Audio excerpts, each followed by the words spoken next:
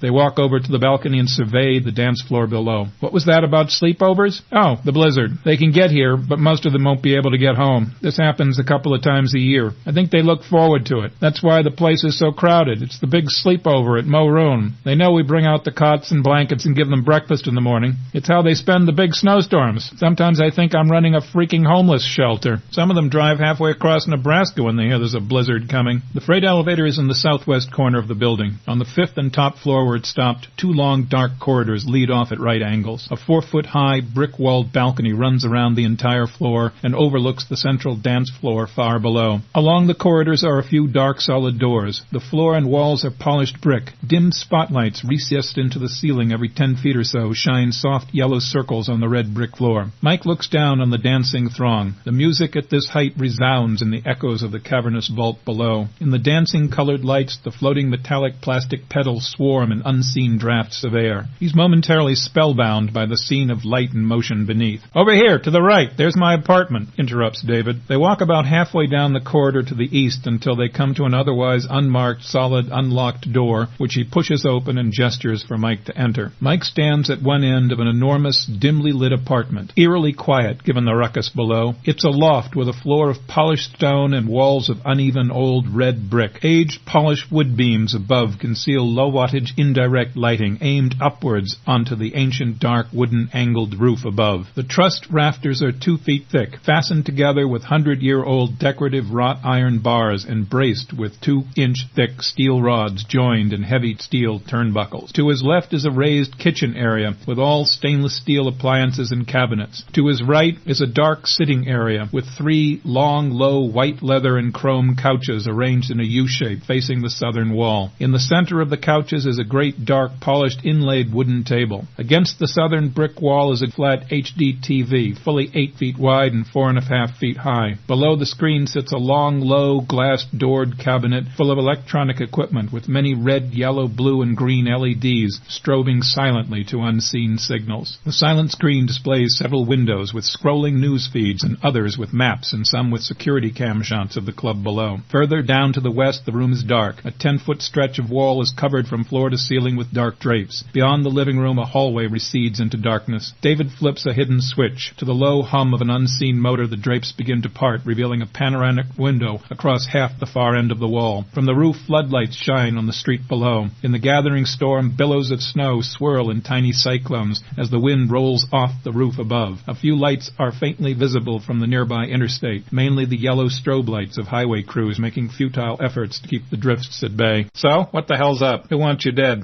Well, at the moment, one person in particular, the main drug lord for this part of the country. Seems he doesn't like me anymore. Anymore? He used to like you? Says David, his eyes open, saucer-wide. Yeah, I was his best boy. Then you do drugs? Says David as he glances quickly at a small green LED under a tiny lens just above the big screen. No, I spy on drug dealers and expose them. I'm a reporter now. Geez, you had me worried. Yeah, well, it worries me too. I've been working undercover for a news network. And I suppose this makes the drug people unhappy? Very unhappy. I got a bullet-pocked car down the street to prove it. Nice. Bet it'll be a bitch to explain to the insurance company. It's not insured. So this explains your snowy trek to Omaha. Yep, so it does. A moment later, there's a knock on the door. David shouts, "Come on in. It's open." Todd the geek in the black t-shirt comes in with 2 pizzas, trays, and a couple of napkins and knives and forks and says, "Here you go. Thought I'd bring it up myself." He places them in the middle of the coffee table. "So, curious, are we?" says David sarcastically. "Who, me? Just being social," answers Todd. "Or get tired of watching on the webcam." That too. Mike gets up and shakes hand with Todd and says, "My name's Mike McAnaeus. I'm an old friend of David, so to speak. Nice to meet you. I feel like we've already met. Actually, in fact, I already do know you. We scanned your driver's license at the door, and I've already done a cross-check on you with the Iowa DMV, downloaded your college transcript, and hacked your email account. Nice GREs, by the way. You should have gone to grad school. Oh, one more thing. They overcharged you at that motel down the street." "How'd you know about that motel?" says Mike. "The motel? I hacked your credit card records, and your bank account, too, for that matter. Still working on that DNA sample we collected off the drink glass, but we did get a good set of fingerprints." "Geez, I see what you mean about being watched." "Right," says David. Sitting down and pulling a slice of pizza, Mike says, "Who's Mary?" Todd says, "Mary is David's little bundle of joy and master of discipline. Keep it up and I'll tell her what you said." Okay, I'm ready. Start talking.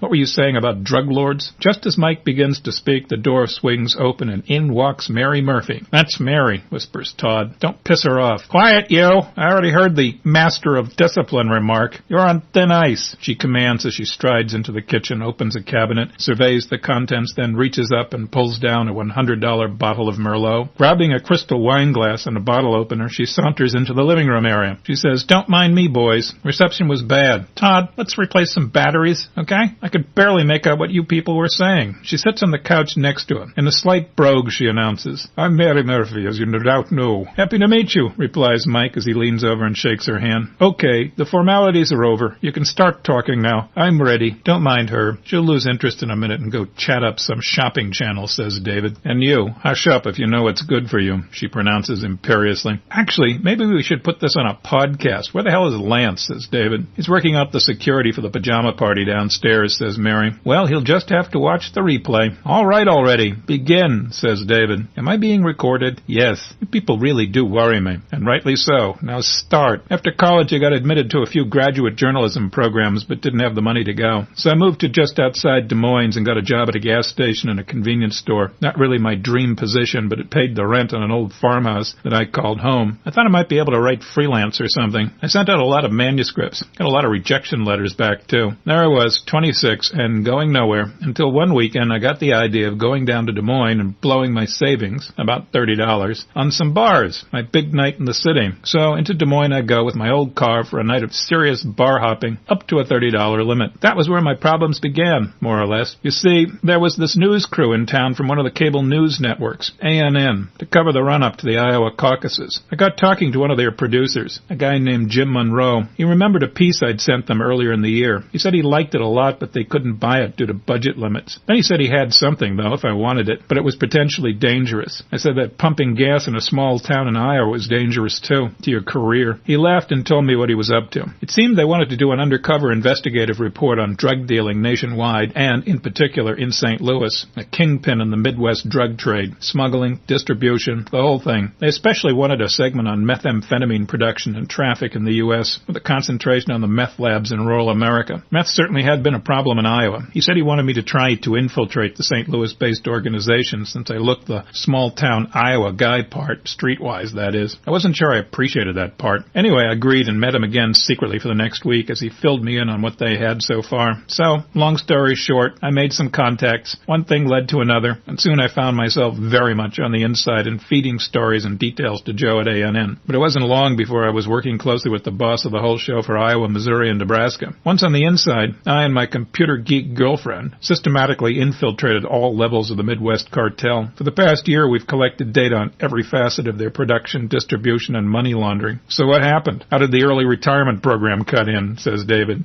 Well, see, a few days ago, my cover got blown. They found out about my connection with ANN. Bottom line, however, I do have my laptop and some other secure copies. Why don't you just dump what you have to the police, asks Todd. Well, a couple of reasons, actually. First, I work for ANN, and my obligation is to see they get the story. Kind of a professional thing. Secondly, I want credit for this. It's been a lot of risky work, and I'd kind of like to see my byline on the result. And anyway, the police have their own issues. There's a lot of mob protection money out there. There's no guarantee there'd be any action as a result, and it might give the bad guys time to cover their tracks. And why don't you just let ANN have a copy of your data? Then you won't be as much of a target, says Todd. I don't want to contact ANN right now because I don't know who might read my stuff there. You know what I mean? It's too risky. There's at least one mole there. Who knows how many? If they get hold of my raw files, there are people who might pay a price because they talked to me. Like that guy in St. Louis who gave me the tip that they were on to me. If I tell ANN where I am or what I've got, that might tip off the mob and let them start covering their trail too. You see, this is just the first in a series and I don't want them to know what might come in the next installment. No, I just need a little time to get the data organized, then begin the release in a way that'll do the most damage. So after my events today, I figured it was time to visit Omaha, one of the few people this side of the Mississippi I could trust. I got here a few hours ago just as the snow was beginning to come down heavy. I sort of figured, seeing as I'm temporarily without accommodations, I'd ask if you'd help me find a place to hide out for a while until I can sort things out a bit. But if you can't, I understand. Seems I'm a bit of a hot commodity at the moment. But no problem. You can stay right here. I got plenty of room, says David. You sure? Yeah, it's no problem. One tiny detail. My girlfriend who was working with me on all this, she is, or was, in Columbia, Missouri, attending some computer conference. She did all the computer work for me. We were living together at that farmhouse. Where is she now? Asked David. I'm not sure. After the train wreck, I called her and told her what happened. I was going to drive down there and pick her up, but she insisted on coming here instead. She said she'd get here on her own. So basically, I have no idea where she is. Can't you phone her? Not really. She made me shut down my phone, and she said she'd do the same with hers. I guess she's on the road. When do you expect her here? She said tomorrow night, late. She said she'd meet me here. Okay, we'll have the people downstairs keep a lookout for her. Her name's Jessica Gannon. Here, I've got a picture of her, as he pulls out his wallet and hands David a small snapshot. Wait a sec, I'll scan it, says David as he goes over to a scanner on top of the cabinet beneath the large screen. Todd, see that everybody gets a copy of this. You bet. Tell me, where's your laptop now? Asked Todd, changing the topic. I locked it in the trunk of my car, which is buried under a snowdrift by now, I expect, says Mike. I can get it in the morning. I think it's safe right now. So does anyone at A&N know you're in Omaha? Asks Todd. I called Joe Monroe on my way over here from a payphone to tell him my cover had been blown and that I was an inside job, but I didn't say where I was going. I told him I was heading west at the time and to keep quiet. I said I'd contact him when I felt it was safe to do so. On your way over here, did you use any credit cards besides the motel? Asks Todd. Yeah, sure. I didn't have much cash. Did you make any cell phone calls? Yeah, as I was leaving Des Moines, like I said, I called Jessica. Why? Those things can be traced, said David. Uh-oh. But she told me to shut the phone down, and I did. She said that would help. Yeah, good. Keep it off. Let's hope they haven't hacked your bank account like I have.